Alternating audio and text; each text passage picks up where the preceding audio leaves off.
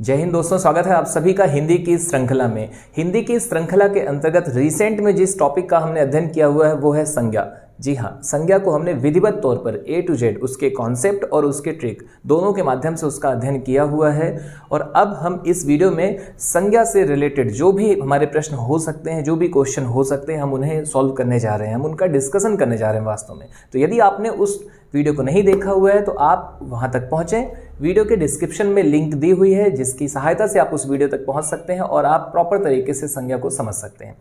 अब हम बात करते हैं अपने मुख्य टॉपिक की जिसका अध्ययन हमें इसमें करना है। तो आप सामने देख पा रहे हैं, आपके सामने एक क्वेश्चन है और आपको इसे सॉल्व करना है। तो यहाँ हम डिस्कशन करते हैं इनके आंसरों का, इस क्वेश्चन आंसर सीरीज का। शुरुआत की जाए यदि तो पहला क्वेश्चन है, निम्न में से संज्ञा शब्द है।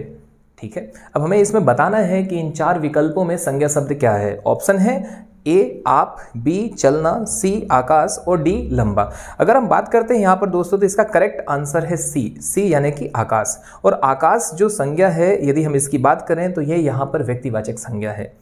आप, चलना और लंबा यहाँ पर संज्ञा नहीं है, क्योंकि यदि हम बात करें आप की तो आप सर्वनाम है, चलने की यदि हम बात करें तो ये क्रिया है, लंबा की यदि हम बात करें तो ये आपका यहाँ पर एक विशेषता को बता रहा है, तो ये विशेषण है।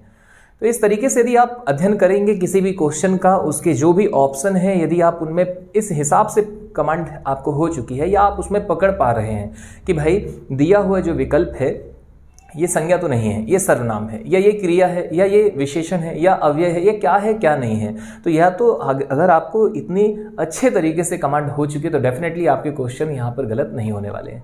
बहरहाल अध्ययन करते चलिए, धीरे धीरे परिपक्वता आती है, मैच्योरिटी जैसे ही आएगी आप वैसे ही मजबूत होते चले जाएंगे। बात की जाए अपने सेकंड क्वेश्चन की दोस्तों, तो दूसरा क्वेश्चन आपको यहाँ पर देखने मिल रहा है, व्युत्पत्ति के आधार पर शब्द के कितने भेद होते हैं। अब आपको यहाँ पर बता दें, चाहे वो शब्द कहें या संज्ञा, आप आंख बंद करके इसका आंसर लगाइएगा। इसका करेक्ट आंसर है ए यानी कि 3। फिर आगे हम बात करते हैं, अगला क्वेश्चन है संज्ञा का भेद नहीं होता है। अब आपको इसमें बताना है कि निम्नलिखित में से कौन सा संज्ञा का भेद नहीं है, यानी संज्ञा का प्रकार नहीं है। तो जैसा कि हमने पहले ही अध्ययन किया हुआ है, संज्ञा के मुख्य तौर पर हमें 5 प्रकार, 5 टाइप देखने मिलते हैं। सामान्य तौर पर यदि हम देखें अर्थ की दृष्टि से तो 5 हमें देखने मिले, और उन 5 को यदि हम क्रम से देखें तो पहला था व्यक्तिवाचक संज्ञा, फिर था जातिवाचक संज्ञा, उसके बाद भाववाचक संज्ञा, फिर इसके बाद समूहवाचक और द्रव्यवाचक संज्ञा। तो हम यहाँ पर पाते हैं कि इन ऑप्शनों में व्यक्तिवाचक भी है, जातिवाचक भी है, भाववाचक भी है। यदि हम बात करें निजवाचक की तो दरअसल में निजवाचक संज्ञा तो नहीं होता है, निजवाचक सर्वनाम होता है। तो इसका करेक्ट आंसर होगा कि आपका संज्ञा का भेद कौन नहीं है, तो संज्ञा का भेद नहीं है यहाँ पर ऑप्शन सी। नेक्स्ट क्वेश्चन की यदि हम बात करें दोस्तों तो अगला क्वेश्चन आपके सामने है, इनमें से व्यक्तिवाचक संज्ञा नहीं है। आपको बताना है कि व्यक्तिवाचक संज्ञा कौन नहीं है। बात की जाए ऑप्शन की तो ऑप्शन पे है आपके त्रिपिटक, भारत, लेखक और गंगा। यदि हम यहाँ पर बात करें तो हमने देखा व्यक्तिवाचक संज्ञा नहीं है। ठीक है, तो व्यक्तिवाचक संज्ञा का तो एक क्लियर कट कॉन्सेप्ट है, उसका कॉन्सेप्ट बिल्कुल क्लियर है कि भाई वो किसी भी उसके आपका नाम को बताएगा। ठीक है, व्यक्तिवाचक में क्या होता था, नाम, सीधा सीधा नाम। तो यदि यहाँ पर हम देखते हैं तो भारत जो है वो एक देश है, और देश की यदि हम बात करें तो देश तो जाति में जाएगा। अब देश का नाम बता रहा है, ठीक है, तो भारत यदि देश का नाम है तो व्यक्तिवाचक है। ऐसे ही गंगा की यदि हम बात करें तो गंगा नाम भी हो सकता है और गंगा नदी भी है। ठीक है, तो यदि हम नदी के तौर पर देखते हैं तो नदी तो जातिवाचक है, लेकिन गंगा यहाँ पर व्यक्तिवाचक है। बात की जाए यहाँ पर त्रिपिटक और लेखक की, लेखक यहाँ पर जाति है, लेखक यहाँ पर प्योर जो आपका वर्ड है ये जाति है। इसका मतलब कि व्यक्तिवाचक संज्ञा नहीं है, और व्यक्तिवाचक नहीं है तो यही इसका करेक्ट आंसर है। 5 का आंसर सी। बात की जाए यदि कि त्रिपिटक क्या है, तो त्रिपिटक दरअसल में एक आपका नाम आपको देखने मिलेगा। ठीक है, व्यक्तिवाचक के अंतर्गत ही आने वाला है। फिर इसके बाद हम बात करते हैं, नेक्स्ट क्वेश्चन है, मोहन एक परिश्रमी और ईमानदार बालक है। इसमें आपको बताना है कि व्यक्तिवाचक संज्ञा कौन है। नो डाउट नाम यहाँ पर हमें देखने मिल रहा है मोहन, तो इसका करेक्ट आंसर है ऑप्शन ए, यानी कि मोहन यहाँ पर इसका करेक्ट आंसर है। अगले क्वेश्चन की यदि हम बात करें तो हम यहाँ पर पाते हैं कि निम्न में से संज्ञा शब्द है, आपको बताना है। नो डाउट इसमें संज्ञा का शब्द है गंगा। ठीक है, क्योंकि बाकी जितने भी हैं नीला, पुराना और मोटा, ये उसकी विशेषता बतलाते हैं, जबकि यहाँ पर संज्ञा यदि हम शब्द की बात करें तो वो है गंगा। फिर इसके बाद हम बात करते हैं, हमारा अगला क्वेश्चन है, निम्नलिखित विकल्पों में से किस विकल्प में सभी शब्द व्यक्तिवाचक संज्ञाएं हैं। आपको बताना है कि यहाँ पर व्यक्तिवाचक संज्ञा जिस ग्रुप में आपको नजर आ रहा है, ठीक है, कि सारे के सारे शब्द आपके व्यक्तिवाचक हैं। तो इसका करेक्ट आंसर है ऑप्शन ए, राम, रामचरितमानस और गंगा।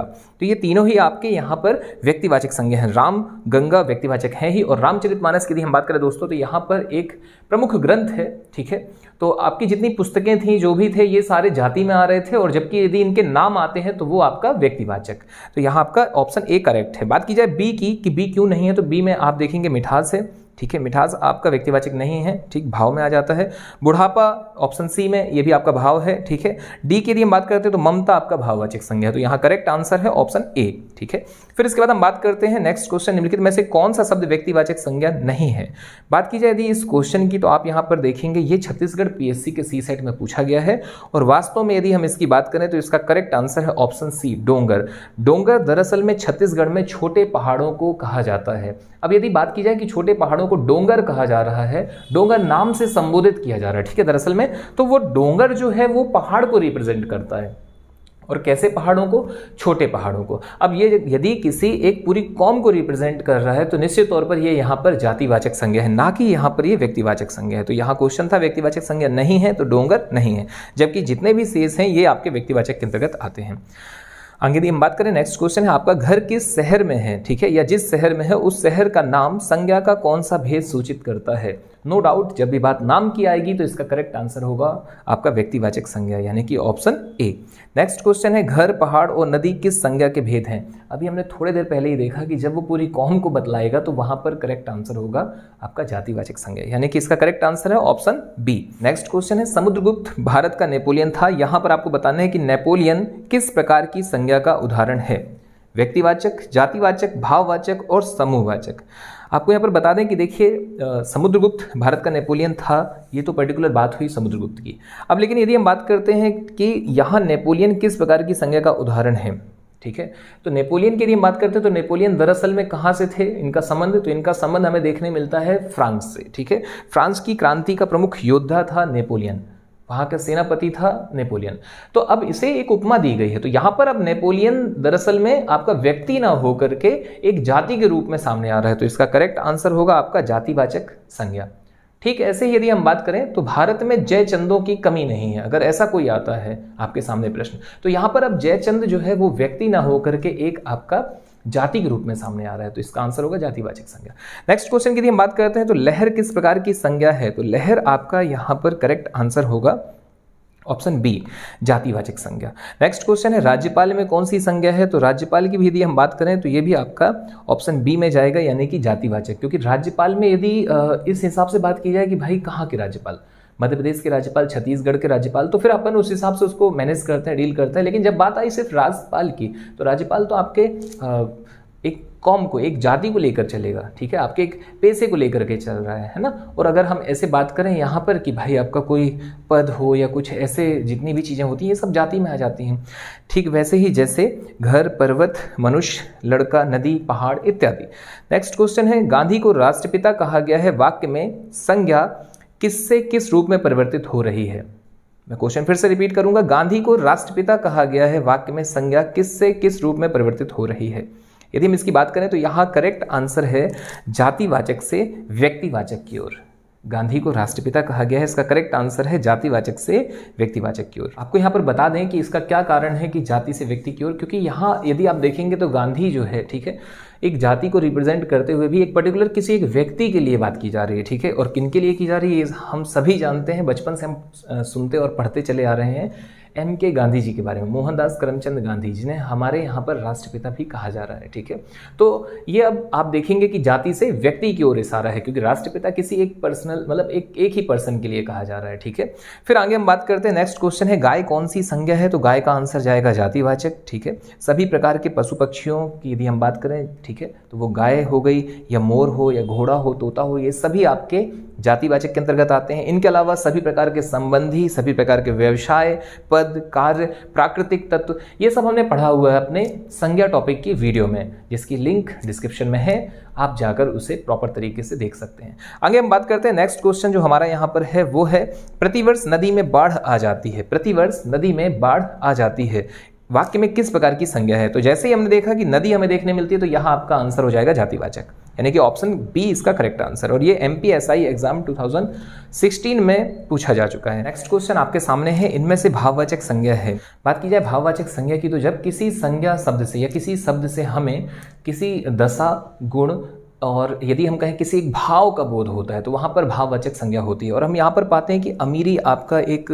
आपको देखने मिलेगा कि यहाँ इनसे अलग है, ठीक है। अमीर, गरीब, भिक्षुक से आपको एक भाव का बोध नहीं हो रहा है, लेकिन अमीरी एक भाव है, तो वो भाववाचक संज्ञा है। नेक्स्ट क्वेश्चन, सुश्री हिमा दास दौड़ में प्रथम स्थान पर आई हैं, वाक्य में भाववाचक संज्ञा है। तो यदि हम बात करें इसमें भाव की, तो यहाँ पर आपका करेक्ट आंसर होगा ऑप्शन ए, दौड़।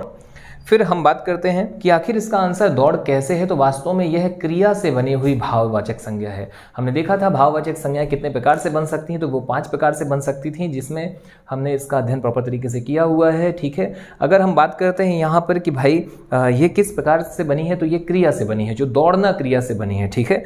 नेक्स्ट क्वेश्चन आपका है कि निम्नलिखित विकल्पों में से उस विकल्प का चयन कीजिए जो भाववाचक संज्ञा का सही विकल्प नहीं है। मधुरता, योगी, लोभ और रुकावट। तो यहाँ आपका करेक्ट आंसर होगा योगी। योगी जो है वो आपका भाववाचक संज्ञा नहीं है, जबकि शेष भाववाचक संज्ञा है। नेक्स्ट क्वेश्चन की यदि हम बात करें दोस्तों, तो वो आपके सामने है, व्याकरण की दृष्टि से प्रेम शब्द क्या है। अब यदि हम बात करें प्रेम की, तो प्रेम वास्तव में एक भाव है, ठीक है। तो यहाँ आपका आंसर हो जाएगा भाववाचक संज्ञा। नेक्स्ट क्वेश्चन है, शैशव शब्द संज्ञा शब्द है, ठीक है। कैसा शब्द है ये शैशव? तो यदि हम बात करें किसी भी दशा का, शैशवावस्था, बुढ़ापा, या जितने भी ऐसे आएंगे आपके, ये सभी आंसर इसका होगा भाववाचक संज्ञा। क्यों? क्योंकि हमने इसकी पहली ही कंडीशन को हमने देखा हुआ है इसके डेफिनेशन में कि यदि भाव है, गुण है, धर्म है या दशा है, ठीक है, गुण धर्म की बात करें या दशा की बात करें, किसी एक अवस्था की बात करें, तो वो आपका भाववाचक संज्ञा के अंतर्गत आता है। तो ठीक ऐसे ही शैशवावस्था की यदि हम बात करते हैं तो हम पाते हैं कि भाई ये भाववाचक संज्ञा है। नेक्स्ट क्वेश्चन की यदि हम बात करते हैं दोस्तों, तो अगला है, जिस संज्ञा शब्द से किसी के गुण, दोष, दशा आदि का बोध होता है। अब यहाँ पर डायरेक्ट डेफिनेशन से क्वेश्चन है, ठीक है। तो डेफिनेशन से भी क्वेश्चन हो सकता है और परिभाषा वगैरह भी पूछी जाती है, उसके टाइप से भी पूछे जाते हैं। तो यहाँ इसका करेक्ट आंसर होगा आपका भाववाचक संज्ञा। नेक्स्ट है, बाप का संबंधवाचक संज्ञा रूप होगा, बाप का, तो इसका आंसर है बपौती। बपौती यहाँ पर इसका संबंधवाचक संज्ञा रूप होता है। नेक्स्ट क्वेश्चन की यदि हम बात करें, निजत्व संज्ञा शब्द है, तो निजत्व की यदि हम बात करते हैं तो ये भी आपका भाववाचक है, जो कि सर्वनाम से बना हुआ है, सर्वनाम से इसका निर्माण हुआ है। अगले क्वेश्चन की हम बात करें, बुढ़ापा एक प्रकार का अभिशाप है। रेखांकित शब्द में ऐसे भी क्वेश्चन पूछे जाते हैं कि कोई एक लाइन देकर के उसमें रेखा खींच दी जाएगी और पूछा जाएगा कि इस पर्टिकुलर रेखांकित शब्द में कौन सी संज्ञा है, तो बुढ़ापा का करेक्ट आंसर होगा आपका भाववाचक संज्ञा। नेक्स्ट क्वेश्चन की यदि हम बात करते हैं तो अगला है, इनमें से कौन सा शब्द भाववाचक संज्ञा शब्द नहीं है। अब बात की जाए नहीं है की, तो आपके ऑप्शन की ओर यदि हम जाएं तो मनाही, विद्युता, सोना और खुशी। इसमें हम देखते हैं सोना जो है ये आपका द्रव्यवाचक में आ जाता है। सभी प्रकार के metal, non metal, solid, liquid, gases, ये सारी चीजें आपके द्रव्यवाचक में आ जाते हैं। नेक्स्ट क्वेश्चन की हम बात करें तो भाववाचक संज्ञा कितने प्रकार के शब्दों से बनती है, तो मुख्य तौर पर ये 5 प्रकार के शब्दों से बनती है, ठीक है। इसका निर्माण 5 प्रकार से हम कर सकते हैं। पहला, जातिवाचक से भाववाचक बना सकते हैं, ठीक है। फिर इसके बाद हम बात करें तो विशेषण से भाववाचक बना सकते हैं, हम क्रिया से भाववाचक बना सकते हैं, सर्वनाम से भाववाचक बना सकते हैं, और अव्यय शब्दों से भी हम भाववाचक संज्ञा का निर्माण कर सकते हैं। तो इस प्रकार से हमने पाया कि भाववाचक संज्ञा का निर्माण बेसिकली मुख्य तौर पर आप पाएंगे कि आपको 5 प्रकार से देखने मिलता है। नेक्स्ट क्वेश्चन की यदि हम बात करें तो अगला है आपका, इनमें से भाववाचक संज्ञा है तप, तीर, भरत और चिंता। तो यहां पर हम पाएंगे कि चिंता में एक आपका भाव है, ठीक है। दया, क्रोध, चिंता, प्रेम, मनुष्यता, है ना, ये सारी चीजें आपके भाव हैं, लड़कपन, ठीक है। फिर इसके बाद हम बात करते हैं राष्ट्र की भाववाचक संज्ञा है, तो राष्ट्र की भाववाचक संज्ञा यहां पर होगी राष्ट्रीयता। नेक्स्ट क्वेश्चन आपके सामने है, निम्न में से भाववाचक संज्ञा है, तो यहां पर जागरण आपका भाववाचक संज्ञा है, जो कि विशेषण शब्द जागृत से बना हुआ है। अगले क्वेश्चन की यदि हम बात करें तो आपका क्वेश्चन है, इनमें से समूहवाचक संज्ञा कौन सी है। समूह की यदि हम बात करते हैं तो इसका करेक्ट आंसर है सेना। सेना यहाँ पर समूह को प्रदर्शित कर रही है, जबकि राम आपका व्यक्तिवाचक है। हिमालय और अनाज भी आपके समूह को नहीं दर्शा रहा है, जबकि समूह को रिप्रेजेंट करती है सेना। तो चाहे बात हो सभा, मंडल, समिति, सेना इत्यादि, ग्रुप, ठीक है, आपका टीम, वर्ग, ये सभी आपके समूह में आ जाते हैं। नेक्स्ट क्वेश्चन की यदि हम बात करें तो निम्न में से संज्ञा शब्द है, तो आप यहाँ पर पाते हैं हरा, पतला, गहरा और सभा। हरा, पतला, गहरा ये आपके कोई रंग की विशेषता बतला रहा है, कोई किसी चीज़ की विशेषता बतला रहा है, पर यहाँ पर संज्ञा नहीं है। संज्ञा यहाँ है सभा, और कैसी संज्ञा है, तो ये समूहवाचक संज्ञा है। नेक्स्ट क्वेश्चन है, तेजाब में कौन सी संज्ञा होगी। हमने तेजाब को देखा कि तेजाब क्या है, लिक्विड, ठीक है। और हमने अभी थोड़ी देर पहले ही चर्चा की है कि लिक्विड, सॉलिड, गैसियस, ये सारे forms, metals and non metals, ये सभी आपके किस में आएंगे, तो ये आपके आएंगे द्रव्यवाचक में। तो इसका करेक्ट आंसर होगा ऑप्शन सी, यानी कि द्रव्यवाचक संज्ञा। नेक्स्ट क्वेश्चन यदि हम बात करें तो निम्नलिखित में से कौन सा शब्द द्रव्यवाचक संज्ञा है। खटाई, मिठाई, दूध और ठंड। तो यहां पर आपको देखने मिलेगा कि इसका करेक्ट आंसर है ऑप्शन सी, ठीक है, दूध। नेक्स्ट क्वेश्चन है दुनिया संज्ञा शब्द का विशेषण रूप है। तो दुनिया संज्ञा शब्द का विशेषण रूप आपको देखने मिलेगा दुनियावी। इसका करेक्ट आंसर है दुनियावी। यह ठीक वैसा ही है जैसे जाति का होता है जातीय, चमक का होता है चमकीला, धर्म का होता है धार्मिक और इसके अलावा दान का होता है दानी। नेक्स्ट क्वेश्चन के लिए हम बात करें, निम्न में से संज्ञा का उदाहरण नहीं है, तो वो आपका नहीं है कौन सा? वह, क्योंकि वह क्या है? वह एक सर्वनाम है। ठीक है, संज्ञा है सुंदरी, मानव और पटना, ये सभी आपके संज्ञा हैं। लंका का राजा रावण बहुत विद्वान था, यह आपका अगला क्वेश्चन है और इस वाक्य में रेखांकित अंश है, क्या है? विशेषण पदबंध है, क्रिया विशेषण पदबंध है, या संज्ञा पदबंध है, या सर्वनाम पदबंध है। तो यहाँ पर आप इसका आंसर नोट कर लीजिएगा। इसका करेक्ट आंसर है संज्ञा पदबंध है और आगे आने वाले दिनों में एक सेपरेट वीडियो हम पदबंध के ऊपर बनाएंगे, तो आपके इसके सारे कॉन्सेप्ट क्लियर हो जाएंगे। अगला क्वेश्चन आपके सामने है, संज्ञा से विशेषण के लिए इनमें से कौन सा सही है? भय से भयालु, भय से भयातुर, भय से भयानक और भय से भयभीत। आपको यहाँ पर बता दें, अभी हालिया जो ट्रेंड चल रहा है, ठीक है, वो मुख्य तौर पर ऐसे ही प्रश्नों का है। आपके संज्ञा से अव्यय तक के क्वेश्चन ज़्यादा पूछे जाते हैं। एक समय था जब संधि, समास, रस, छंद, अलंकार इस सेक्शन से ज़्यादा क्वेश्चन बनते थे, लेकिन वर्तमान में हमें देखने मिल रहा है कि आपके संज्ञा से लेकर अव्यय के मध्य के जो चैप्टर हैं उनसे और ठीक ऐसे ही प्रश्न पूछे जा रहे हैं। जैसे अभी आप इसमें देख पा रहे हैं कि संज्ञा से विशेषण के लिए इनमें से कौन सा सही है, तो वास्तव में यहाँ पर है इसका करेक्ट आंसर ऑप्शन सी, भय संज्ञा है और इससे बना विशेषण शब्द है भयानक, तो भय भयानक इसका करेक्ट आंसर होगा। नेक्स्ट है, हमें अपशब्द नहीं बोलना चाहिए। व्याकरण की दृष्टि से रेखांकित शब्द क्या है? विशेषण है, संज्ञा है, उपसर्ग है और अव्यय है। तो देखिए उपसर्ग तो बिल्कुल भी नहीं है, ठीक है, विशेषण इसमें विशेषता तो कहीं से कहीं तक नहीं, तो विशेषण भी नहीं है। अब बात की जाए अव्यय है या संज्ञा है, तो आप इसे नोट कर लीजिएगा, इसका करेक्ट आंसर है संज्ञा। ठीक है, नेक्स्ट क्वेश्चन के लिए हम बात करें, अचूक विशेषण के साथ उपयुक्त संज्ञा है।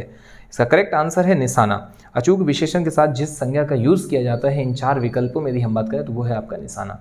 नेक्स्ट के लिए हम बात करें दोस्तों, तो क्वेश्चन है, संज्ञाओं के साथ आने वाली विभक्तियों को क्या कहा जाता है? ये आपका एक फैक्ट है, इसे आप नोट कर लीजिएगा। इसका करेक्ट आंसर है ऑप्शन बी, विसलिस्ट। बात की जाए इसके और विकल्पों की, तो आपको यहाँ पर देखने मिलता है संश्लिष्ट और विसलिस्ट, तो आप इसे नोट कर लीजिएगा। ये चूंकि है एक तथ्य है, ठीक है, आप इसके अपने नोट्स में जरूर ऐड करें। विसलिस्ट किसके लिए यूज किया जाता है? तो संज्ञाओं के साथ आने वाली विभक्तियों के लिए विसलिस्ट शब्द यूज किया जाता है, ठीक है, और जो विभक्तियां सर्वनाम के साथ में आती हैं उन्हें संश्लिष्ट कहा जाता है। तो दरअसल में संश्लिष्ट और विसलिस्ट का मतलब क्या होता है? विसलिस्ट में आप इसका एक एग्जाम्पल यदि आप नोट डाउन करें इसे, तो जैसे हमने कहा कि आपके सामने है राम ने, तो आप इसमें पाएंगे कि राम ने, तो विभक्ति जो है यहाँ पे अलग है, राम से अलग है, राम ने। और यदि हम इसकी जगह यूज करें कि उसका या तुमको, तो यहाँ पर आप पाएंगे कि तुम के साथ में विभक्ति को ऐड है, उसके साथ में विभक्ति का ऐड है। तो जब आपकी ऐड होगी तो वो संश्लिष्ट कहलाएगा और जब आपकी दूर होंगी, अलग अलग होंगी, तो वो आपका विसलिष्ट कहलाएगा।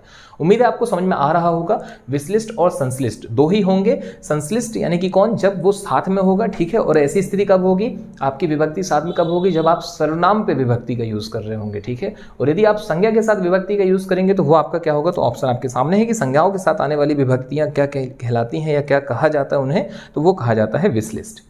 नेक्स्ट क्वेश्चन की यदि हम बात करें, द्वार द्वार भटकना में प्रयुक्त द्विरिक्ति, ठीक है, जो द्विरिक्ति शब्द है द्वार द्वार, ये क्या है? तो वास्तव में ये आपका समग्रता प्रकट करने के अर्थ में यहाँ पर यूज किया जा रहा है। और अब आपका अंतिम प्रश्न आज का है, बड़े बड़ाई ना करें, बड़ो न बोले बोल, रहीमन हीरा कब कहे, लाख टका मेरो मोल। रहीम द्वारा लिखित इन पंक्तियों में बड़े शब्द का प्रयोग जिस रूप में हुआ है वह है विशेषण, संज्ञा, सर्वनाम और क्रिया विशेषण। तो आप इसमें आंख बंद करके आंसर लगा सकते हैं। इसका करेक्ट आंसर है संज्ञा। संज्ञा के लिए यूज किया गया है। तो उम्मीद है दोस्तों आपके यहाँ पर संज्ञा के कॉन्सेप्ट के साथ में आपके क्वेश्चन भी कंप्लीट हो रहे हैं और आपको सारी चीजें विधिवत तौर पर समझ में आ रही होंगी। तो चलिए ठीक है, आज आपसे विदा लेते हैं। मुलाकात जल्द हमारे नेक्स्ट टॉपिक के साथ। धन्यवाद। जय हिंद, जय भारत।